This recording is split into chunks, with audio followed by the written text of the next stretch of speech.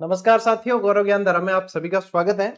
RPSC की अगली class में आप सभी का स्वागत है। और अब आगे बढ़ते हैं, अपन इस बैच को आगे बढ़ाते हैं, क्लास को आगे बढ़ाते हैं। आज राजस्थानी भाषा और साहित्य का पार्ट 3 है। और पार्ट 3 के अंदर जो अपन स्पेशली पढ़ने वाले हैं वो आज पढ़ेंगे अपन साहित्य की विधाएं। क्या पढ़ेंगे? साहित्य की विभिन्न विधाएं पढ़ेंगे। ठीक है। और फिर उसके बाद में आधुनिक साहित्यकार के अंदर जो विभिन्न साहित्यकार दे रखे हैं, उनकी रचनाएं दे रखी है, उन जानकारियों को पढ़ेंगे। तो विधाओं से संबंधित प्रश्न आप लोगों के किसी न किसी एग्जाम में अपने जो है देखते रहे हैं, मिलते रहे हैं आप लोगों को ये प्रश्न। तो इनको अच्छी तरीके से, अब विधाओं के अंदर कैसे है, जैसे कि ख्यात साहित्य है, वचनिका है, शिलोका है, पर्ची, दवावेत, ये सारी अलग अलग विधाएं हैं, है ना। जैसे आप पढ़ते हैं मूणोत नैण सिरी ख्यात है, तो ये क्या है? तो ये बाकी दासरी ख्यात, दयाल दासरी ख्यात, तो ये ख्यात साहित्य है। अब इनमें क्या क्या चीजें होती है, क्या तो डायरेक्ट टू द पॉइंट अपन सीधा क्लास पे आते हैं और क्लास के माध्यम से ही अपन जान लेते हैं कि इसमें क्या क्या ध्यान रखना है। करा के टाबरो शुरू। ओके, चलिए। सब पहली पहल जो है अपन वही पढ़ांगे ख्यात साहित्य। ख्यात यह है किसी ख्याति से बना हुआ शब्द है, ये किसी की ख्याति में लिखा गया साहित्य है, तो वो ख्यात साहित्य आता है। ठीक है। अब पहले राजा महाराजाओं का टाइम पीरियड था और राजा महाराजाओं के कुछ आश्रित कवि भी होते थे, है ना, जो साहित्यकार होते थे, उनके दरबार में ही रहते थे, उनको सारी फैसिलिटी जो है राज दरबार की तरफ से दी जाती थी। तो वो क्या है, उस जिनके दरबार में रह रहे होते थे उन राजा के जो है बड़ाई में, ख्याति के अंदर जो है साहित्य लिखते थे। उनकी पूरी जो है सारी जो जो घटनाक्रम हुआ वो लिख दिया, उनके बारे में विशेषताएं वगैरह लिख दी। तो ये सारी चीजें चलती थी, वो ख्यात साहित्य के अंदर आती थी। यानी कि देखो क्या है, देशी राज्यों के राजाओं ने अपने सम्मान, अपनी सफलताओं और विशेष कार्यों आदि के विवरण के रूप में अपना इतिहास लिखवाकर संचित किया है, और इसी संचित इतिहास को ख्यात कहा है। यानी कि ये उनकी बड़ाई के अंदर लिखा गया। अब एडो कोई मतलब राइटर हो नहीं सके कि कहेंगे राजा के दरबार में रह रही हो और यूं लिख दे कि फलाना जी तो बढ़िया आदमी कौन है, फलाना जी के ऊपर ये है वो है, फलाना दिखना। तो ध्यान है कि भैया इतिहास जो है जिसके यहाँ रह रहे हैं उसके अनुसार जो है लिखना पड़ेगा। उन्होंने हायर ही इसलिए किया, उन्होंने फीस ही उनको जो है मिल रही है वो इसीलिए मिल रही है, तो वो उनकी बढ़ाई में लिखा गया साहित्य होता है। अब जैसे कि दयाल दासरी ख्यात, ठीक है, इसमें बीकानेर के राव बीकाजी से लेकर महाराजा अनूप सिंह तक का इतिहास संचित है। यानी राव दयाल दासरी ख्यात एक उदाहरण है इसमें। तो इसमें क्या है कि पूरा बीकानेर का आप लोगों को इतिहास मिल जाता है। फिर मूणोत नैण सिरी ख्यात, अब ये किसने लिखी? मूणोत नैण सिंह ने लिखी है। जो राइटर कौन थे? मूणोत नैण सिंह थे। दयाल दासरी ख्यात तो दयाल दास जी ने लिखी है। ये मूणोत नैण सिंह द्वारा रचित है और ख्यात परंपरा की विशिष्ट रचना मानी जाती है। यदि आप देखेंगे तो क्या मूणोत नैण सिंह जो है वो किसके दरबारी कवि थे? मूणोत नैण सिंह जसवंत सिंह के दरबारी कवि थे। जसवंत सिंह जी के, जसवंत सिंह के समय, जसवंत सिंह जी के समय थे। हालांकि मूणोत नैण सिंह का जो अंत है वो सही नहीं हुआ, खराब अंत हुआ। इनको आत्महत्या करनी पड़ी थी, राजा से जो है अनबन हो गई थी, तो कैद कर लिए गए थे। बाद में जो इन्होंने आत्महत्या भी की। तो मूणोत नैण सिंह ख्यात है। मूणोत नैण सिंह की एक और रचना है, मूणोत नैण सिंह की तो एक और रचना वो विगत साहित्य में आती है। वो विगत भी अलग साहित्य है। वो क्या है? मारवाड़ रा परगना विगत। तो विगत साहित्य अलग है, विगत साहित्य ये अलग होता है, ख्यात अलग है। एक ही आदमी ने दो तरह के साहित्य भी लिखे हैं, तो ये आप ध्यान रख सकते हैं। ख्यात परंपरा देखो, राजाओं के यश, कार्य और इतिहास का सजीव वर्णन होता है इसके अंदर। देशी राज्यों के इतिहास का संचित रूप है। याद रह जाएगा ना अब तो, ख्यात साहित्य कंप्लीट। ठीक है, कहीं भी ख्यात लिखा मिले तो ये साहित्य इस विधा के अंतर्गत आती है। स्क्रीनशॉट ले लिया, चलिए आगे बढ़ते हैं। अब आती है भैया वचनिका। अब इसके अंदर एक शब्द दिखता है वचनिका के अंदर आप लोगों को, वचन। वचन शब्द छिपा हुआ दिख रहा है, इसी से बना है वचनिका।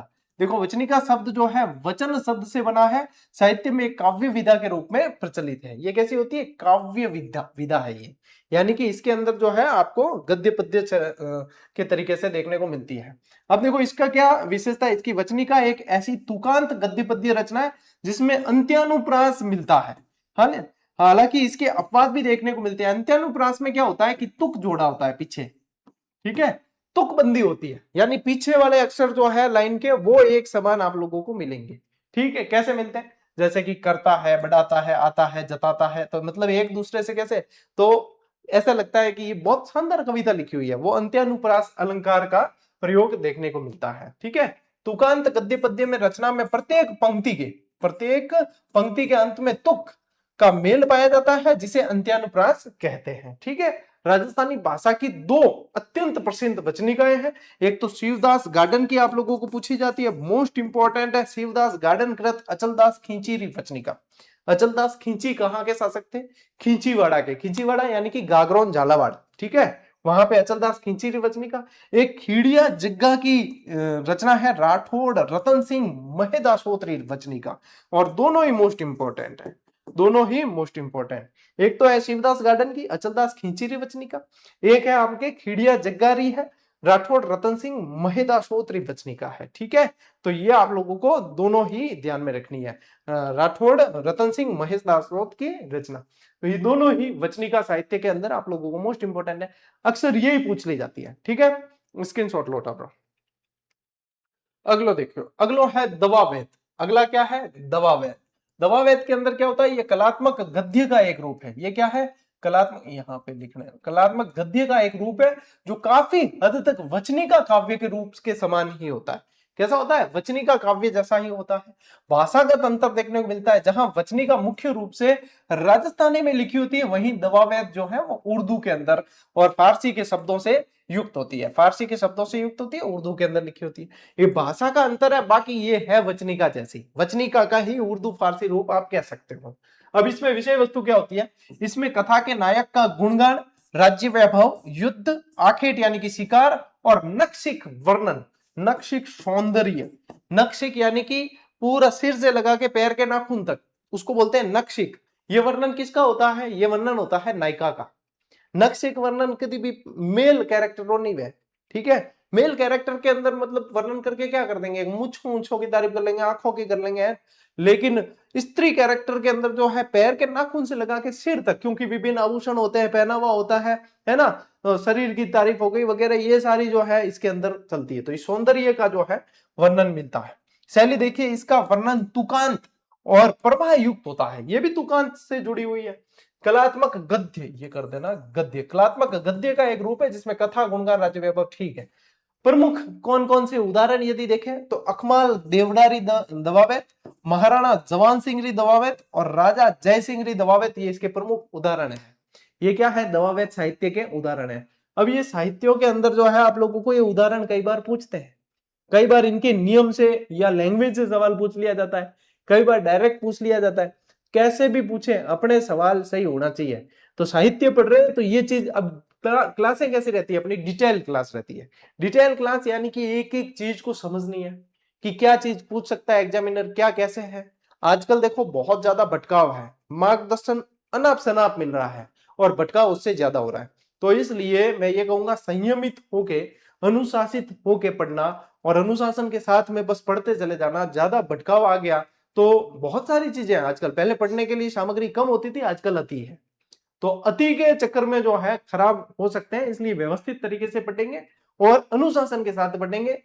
नियमित पढ़ो, मैं ये कह रहा हूं। तो नियमित आप पढ़ लोगे ना तो आप लोगों के सिलेक्शन के चांसेस बहुत ज्यादा प्रबल रहेंगे। ये स्क्रीनशॉट लो, अपन आगे बढ़ते हैं।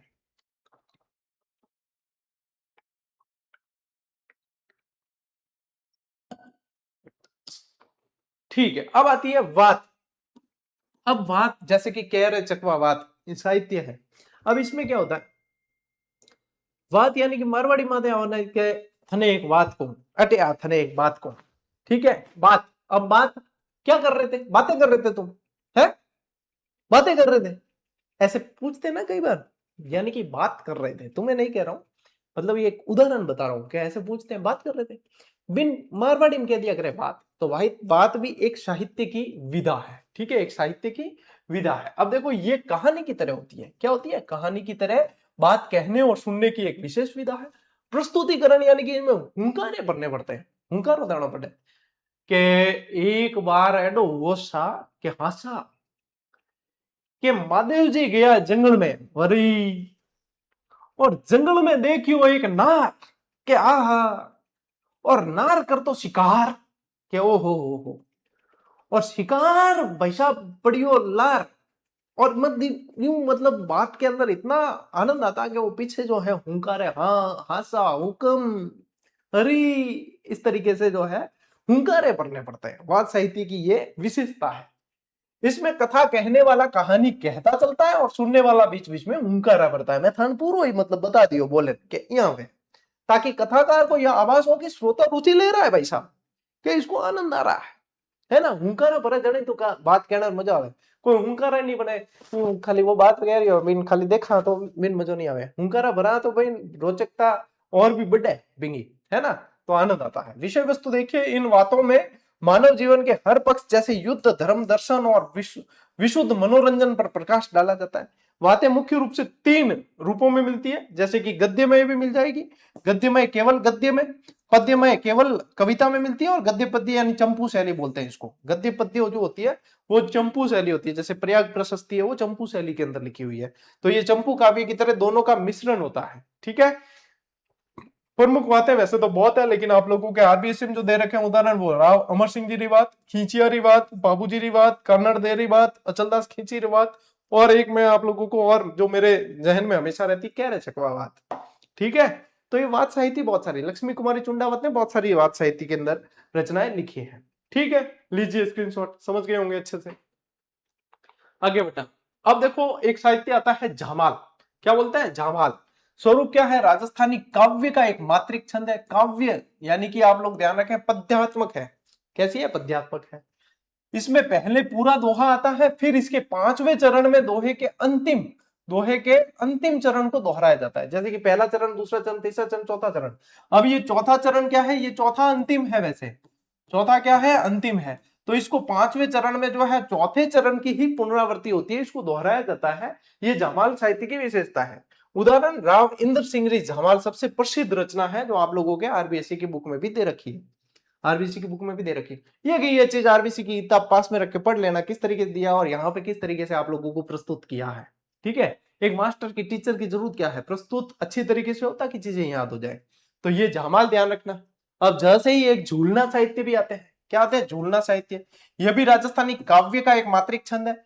इसमें 24 अक्षर के वर्णिक छंद के अंत में ये गण होता है। हिंदी वाले भैया साहब बहुत अच्छी तरीके से समझ पाएंगे, जिनकी हिंदी साहित्य है उनको ये चीज बढ़िया तरीके से समझ में आ जाएगी।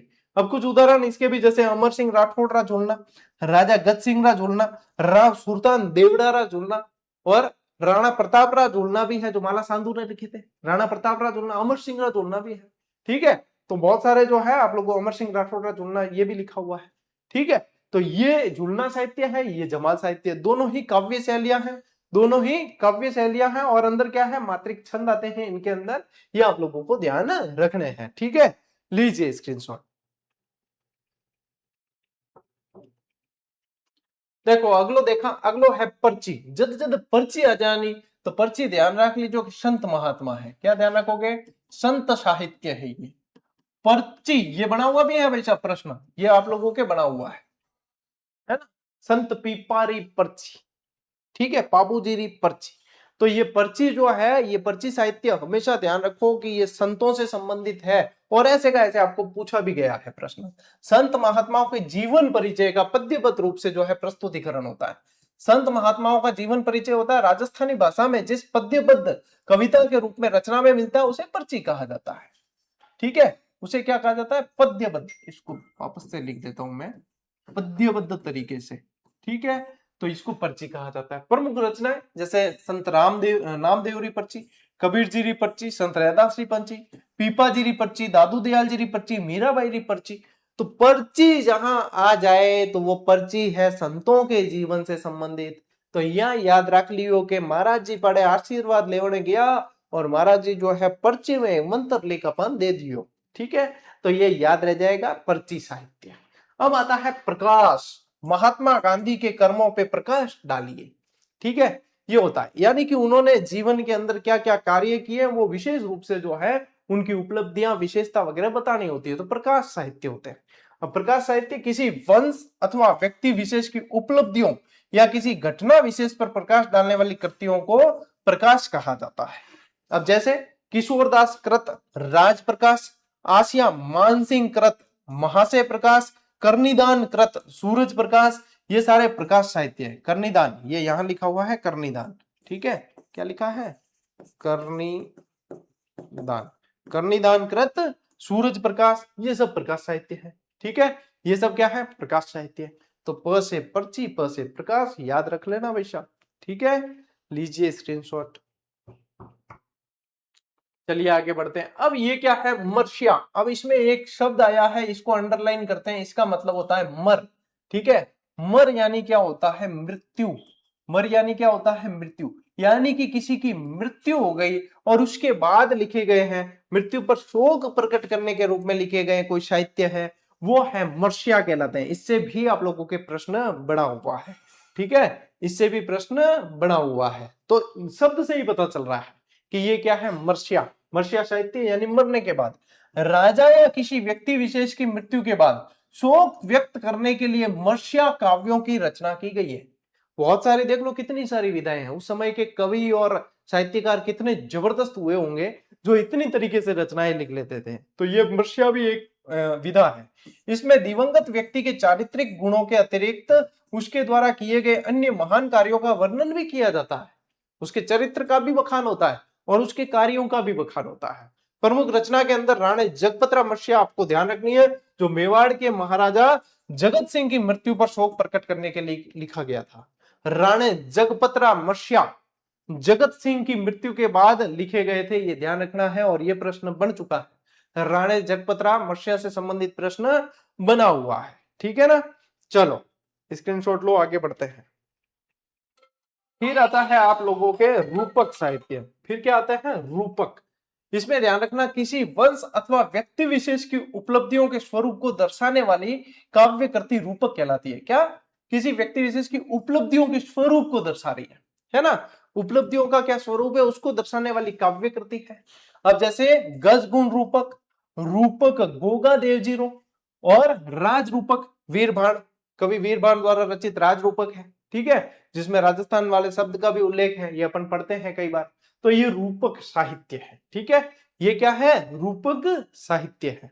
तो आगे राजा के नाम से शुरू होते हैं और पीछे रूपक लगा दिया जाता है, उनकी उपलब्धियों और उनको दर्शाया जाता है इसमें। ऐसे ही आता है एक साहित्य वेली साहित्य। वेली किशन रुक्मणीरी, इसकी सबसे प्रसिद्ध रचना कौन सी है, वेली किशन रुक्मणीरी, पृथ्वीराज राठौड़ द्वारा लिखी गई है। और पृथ्वीराज राठौड़ को इतिहास में डिंगल का हेरोस कहा जाता है। क्या कहा जाता है, डिंगल का हेरोस कहा जाता है। अब देखो, वेली ग्रंथ मुख्य रूप से वेलियो छंद में लिखे गए। एक छंद होता है वेलियो, उसके अंदर लिखा जाता है।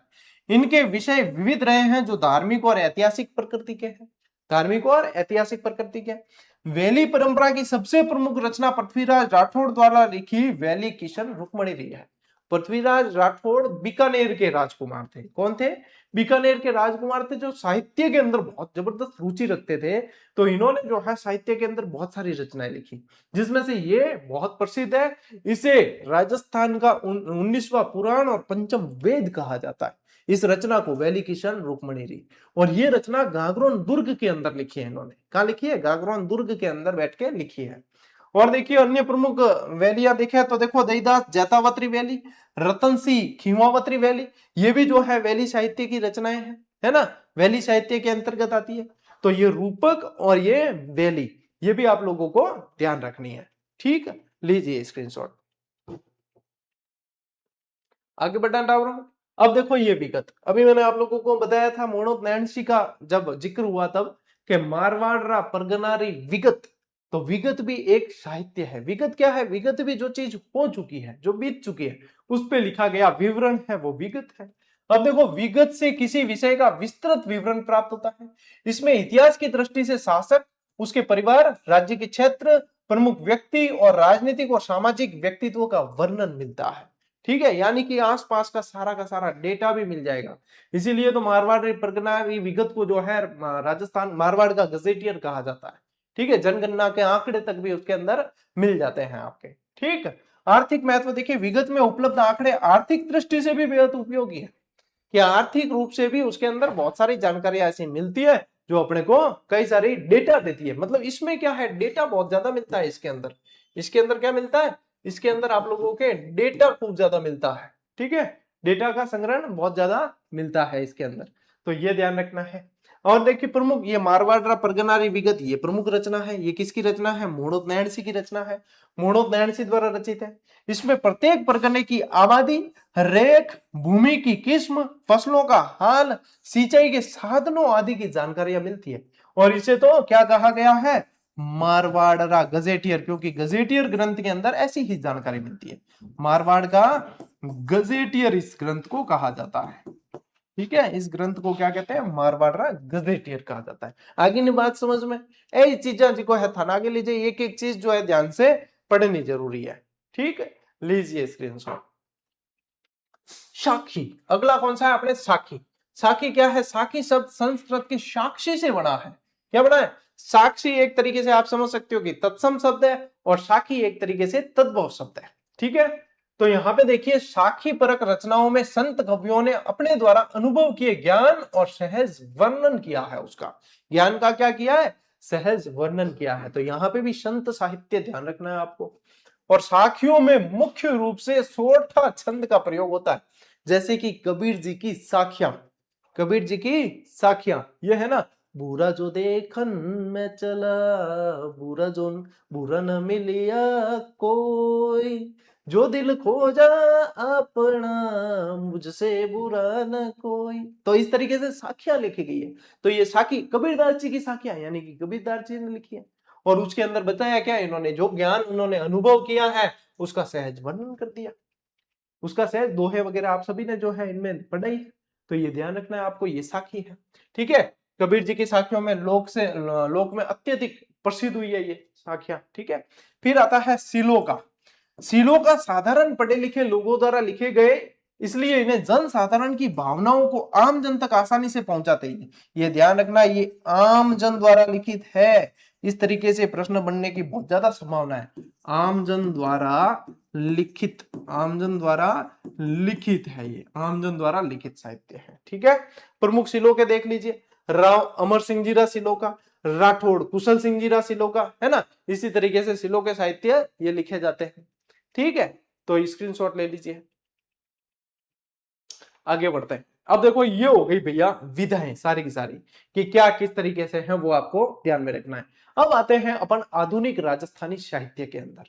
आधुनिक राजस्थानी साहित्य में बहुत सारे अपने आएंगे अब राइटर, और उनसे संबंधित जो है जानकारी आएगी, उनकी रचनाएं आएगी, ये सारी चीजें ये ध्यान में रखनी। कुछ आज पढ़ लेते हैं, कुछ बाकी की जो है कल पढ़ लेंगे अपन। तो कल मेरा मतलब रहेगा टारगेट कि कल जो है अपन ये पूरा कर ले, ये वाला चैप्टर जो साहित्य वाला है ना, वैसे बड़ा है लेकिन कल इसे पूरा कर ले, ताकि अब थोड़ी सी जो है, अब कल से जो है क्लास थोड़ी सी लेंथी करेंगे, या लेंथी नहीं भी करेंगे तो भी आप लोग देखेंगे कि मैटर जो है ज्यादा अपन कवर कर लेंगे, ताकि ये जो है आरबीएससी का बैच महीने भर में अपन पूरा कर लें, और महीने भर में जो पूरा होने के बाद में रीट मेंस का बैच अपन शुरू कर लेंगे, ताकि समय पे चलेंगे तो विस्तृत अध्ययन कर पाएंगे और बहुत अच्छी तरीके से चीजों को समझ पाएंगे। तो कैसा भी पैटर्न आ जाए, अपने जो भैया झंडे गाड़ के आने हैं कुल मिला के। ठीक है, तो देखो भाई, राष्ट्रीय चेतना के जनक मारवाड़ के कवि राजा बांकीदास तथा बूंदी के सूर्यमल मिश्रण, इन्होंने भैया ओजस्वी बहुत जबरदस्त रचनाएं की। सूर्यमल मिश्रण राजस्थान के राज्य कवि कहलाते हैं। ये क्या कहलाते हैं? राजस्थान के राज्य कवि कहलाते हैं। ठीक है, ये राज्य कवि है। राजस्थानी जनमानस में राष्ट्रीय चेतना का इन्होंने बीज बोया, और यही राष्ट्रीय चेतना आगे चलकर आधुनिक काल में अनेक कवियों की कविताओं में प्रकट हुई है। इन्होंने राष्ट्रीय चेतना के प्रति जो है प्रस्फुटित किया है एक बीज, और वो आगे देखने को मिली है। अन्य प्रमुख आरंभिक कवि जैसे कि राष्ट्रीय चेतना को जगाने वाले कवियों में हिंगलाजदान कविया, शंकरदान सामोर का भी नाम आता है। ठीक है, ये तो है ही, बांकीदास जी और सूर्यमल मिश्रण जी तो है ही, हिंगलाजदान जी कविया भी है, और शंकरदान जी सामोर भी, इनका नाम भी इनके अंतर्गत आता है। ठीक है, ये ध्यान रखना, स्क्रीनशॉट लो। आगे देखो कि यहां पे ध्यान रखना आपको, आधुनिकता का संबंध केवल समय यानी काल से नहीं है, बल्कि विचार और सोच से भी होता है। सोच से भी आधुनिक है। जीवन को देखने और समझने की वैज्ञानिक दृष्टि और यथार्थ दृष्टिकोण को आधुनिकता की मुख्य विशेषता माना गया है, कि अपन उसको किस तरीके से देख रहे हैं, हमारी सोच कितनी विकसित हुई है। तो ये आधुनिकता है। कवि उमरदान कविया का योगदान देखिए। इनकी कविताओं में संवत 1956 के अकाल यानी कि छप्पनिया काल से दुखी जनता का मार्मिक चित्रण हुआ है। अब ये ऐसे का ऐसे एग्जामिनर पूछ भी सकता है आपको, क्या छप्पनिया काल के बारे में मार्मिक वर्णन किसने किया है, और इस तरीके से प्रश्न बनेंगे आने वाले समय में, देख लेना। तो ये किसने किया है? कवि उमरदान कविया ने। ठीक है, इसके साथ ही इन्होंने अपनी रचनाओं में पाखंडी साधुओं को बेनकाब करने का कार्य भी किया है। आज भी जैसे कि संत महात्मा, जो व्यवस्थित संत महात्मा है, वो भी कई बार जो है चपेट में आ जाते हैं पाखंडियों के, क्योंकि पाखंडी ज्यादा हो गए और वास्तविक कम बचे हैं। तो वास्तविक के चक्कर में पाखंडियों के चक्कर में जो वास्तविक संत महात्मा है उनको भी लोग उस दृष्टि से देखने लग जाते हैं। तो वहां पे जो है ये उस समय कवि उमरदान कविया ने तो उस समय कर दिया था, पाखंडी साधुओं को बेनकाब करने का कार्य भी उस समय कर लिया था। फिर देखिए रामनाथ कविया का योगदान। इन्होंने अपनी प्रसिद्ध रचना द्रौपदी विनय के माध्यम से समाज में नारी चेतना को जागृत किया। मोस्ट इंपॉर्टेंट कर देना, यह रचना आप लोगों को पूछी जा सकती है। ये किसकी है? रामनाथ कविया की। रामनाथ कविया की रचना है। रामनाथ कविया की रचना है द्रौपदी विनय। क्या है? द्रौपदी विनय इनकी रचना है। तो ये ध्यान रखना है आपने को, बहुत मोस्ट इंपॉर्टेंट है। लीजिए स्क्रीनशॉट। अब देखिए स्वतंत्रता सेनानी कवि और उनकी भूमिकाएं। प्रमुख स्वतंत्रता सेनानी जैसे कि केसरी सिंह बारट, विजय सिंह पथिक, जय नारायण व्यास, हीरालाल शास्त्री, गोकुलबाई भट्ट, माणिक्यलाल वर्मा, जानकी जन कवि गणेशी लाल व्यास। तो ये सारे जो है 1857 की क्रांति के समय हुए हैं, स्वतंत्रता संग्राम के समय हुए हैं। ये सारे जो है कवि, इनकी भी जो है आजादी के अंदर बहुत महत्वपूर्ण भूमिका रही है जनता को जागरूक करने के लिए। ठीक है, इन कवियों ने आजादी की लड़ाई में सक्रिय भाग लेने के साथ साथ अपनी कलम को हथियार बनाया है। जन कवि गणेशी लाल व्यास का योगदान देखिए, इन्होंने स्वयं आजादी की लड़ाई में प्रत्यक्ष रूप से भाग लिया और आजादी मिलने के बाद देश की परिस्थितियों में उपजे मोह भंग को भी कविताओं में प्रखर रूप से प्रकट किया इन्होंने। रेवतदान चारण का योगदान देखिए, इन्होंने सामंती शोषण के प्रति आमजन को जागरूक करने और जगाने का कार्य किया है। ये सारी चीजें ऐसे पूछी जाती है आपको, निम्न से कौन आधुनिक कवि नहीं है, ऐसे भी पूछ सकते हैं। पढ़ी हुई सुनी हुई चीजें जो है काफी समय तक याद रहती है, इसलिए ध्यान से सुन भी लेंगे ना आप तो आपके सवाल गलत नहीं होगा भाई। लोकप्रिय काव्य और कवि सम्मेलनों का प्रभाव क्या पड़ा? प्रसार का माध्यम बने। राजस्थानी में अनेक कवियों ने जन जन तक अपनी बात पहुंचाने के लिए कवि सम्मेलनों को मुख्य माध्यम बनाया। अब मेघराज मुकुल की जो है रचना, ये ध्यान रखना, कवि सम्मेलनों के दौर में इनकी रचना सेनानी का मतलब क्या होता है? निशानी। सेनानी का मतलब क्या होता है? निशानी होता है। जो आप लोगों को पता ना, हाडी रानी सहल कंवर ने अपने शीश को काट के दे दिया था अपने पति को, जो युद्ध में जाने से पहले जो है निशानी मांग रहे थे। तो उसी पे आधारित एक रचना है सेनानी, जो सर्वाधिक लोकप्रिय कविताओं में मानी जाती है, जो मेघराज मुकुल की रचना है और न जाने कितनी बार ये रचना पूछी गई है ना। लीजिए स्क्रीनशॉट। कन्हैयालाल सेठिया का साहित्यिक योगदान। कौन नहीं जानता कन्हैयालाल सेठिया के बारे में? अपन काफी सारी रचनाएं इनकी पढ़ी है। देखो कन्हैयालाल सेठिया हो गए, विजयदान देथा हो गए, ये तो ऐसे कवि हुए हैं जिनकी रचनाएं अक्सर पूछी जाती है एग्जाम में। देखिए इनकी रचनाएं गहरी नींद में सोई हुई आत्मा को भी जगा देने वाली अद्भुत क्षमता रखती है। मोस्ट इंपॉर्टेंट है धरती दोहरारी, इस पे तो गीत भी बन चुका है। सेठिया जी द्वारा रचित इस प्रसिद्ध गीत को राजस्थान का आदर्श गीत भी कहा जाता है। धरती दोहरारी या तो सुरगा ने शर्मावे, इपे देव रमन ने आवे धरती दोहरारी, इस तरीके से इसमें शब्द है। प्रमुख काव्य देखिए इनके, सबसे प्रमुख काव्य कौन से हैं? मिंजर और लीलटास। कौन से हैं? मिंजर और लीलटास इनके प्रमुख, सबसे प्रमुख जो है काव्य है कन्हैयालाल सेठिया के। अब अभी अपन ये इनके बारे में इतनी जानकारी पढ़ रहे हैं, आगे जैसे जैसे बढ़ेंगे आगे अभी और भी जो रचनाएं आएगी इनके बारे में डिटेल आएगी, वो भी अपन पढ़ेंगे आगे। ठीक है, और वैसे जीजीडी फैक्ट आप लोगों को दे रखे हैं, यदि आपको नहीं पता तो ggdhub.com वेबसाइट पे भी आप लोगों को फैक्ट्स पूरी पीडीएफ उपलब्ध है, और वहां पे जो है कन्हैयालाल सेठिया से संबंधित, विजयदान देथा से संबंधित, ये सारे इनकी कंप्लीट रचना, इनके जीवन परिचय सब कुछ दे रखा है। प्रश्न उसमें से बाहर नहीं जाता है। और इसी के साथ आज की क्लास में साथियों ये क्लास संपन्न हुई। हालांकि अभी जो है अब कल वाली क्लास जो आएगी इसकी टू बी कंटिन्यूड क्लास है, और उसके अंदर बहुत सारी जो है रचनाएं, बहुत सारी डिटेल अपन पढ़ने वाले हैं। बेहतर और शानदार स्लाइड्स बना के आप लोगों के लिए लाने वाला हूं। आज जैसे कि 15-16 स्लाइड्स है तो कल हो सकता है इसकी डबल हो, क्योंकि क्लास को थोड़ा सा कल लंबा करेंगे। और इस चैप्टर को यानी कि इसके अंदर जितना आप भैया निचोड़ बचा है, इस चैप्टर को कोशिश करेंगे पूरा करने की कि हाँ भाई पूरा ही कर दें इसको। ठीक है, ये प्रयास रहेगा कल के लिए। तो आज के लिए इतना ही, अब मिलते हैं अपन अगली क्लास में, अगले सेशन में। तब तक के लिए राम राम, जय हिंद।